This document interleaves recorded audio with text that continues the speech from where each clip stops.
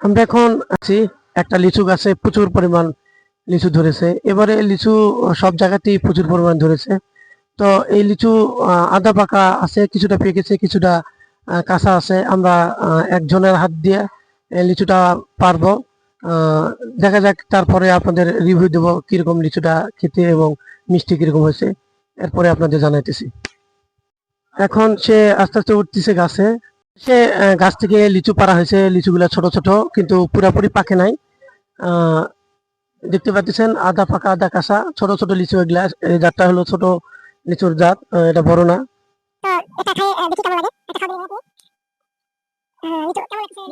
খুব ভালো, খুব মিঠা অনেক। লিচু এই লিচু কি এই হ্যাঁ হ্যাঁ, এই সিজনে পাকটা হতেছে। ঠিক আছে, এই হইছে আর কোনো দিন। আচ্ছা ঠিক আছে, আমরা ধন্যবাদ আপনাদের মূল্যবান মতামত কমেন্টের মাধ্যমে জানাইন। আপনারা কি এই সিজনে লিচু খেয়েছেন একটু জানাবেন। কার কার বাসায় লিচু আছে, লিচুর গাছ আছে, একটু জানাবেন। আমরা দেখতে থাকি লিচু গাছে লিচু পাওয়া যাচ্ছে।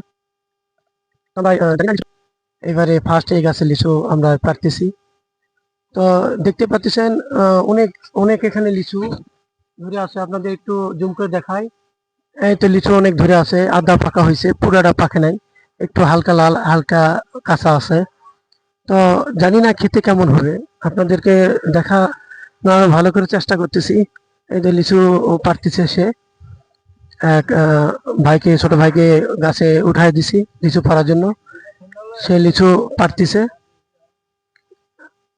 আপনারা পাশে থাকবেন, তারপরে লাস্টে আপনাদেরকে জানানো হবে লিচুটা খেতে কেমন লেগেছিল।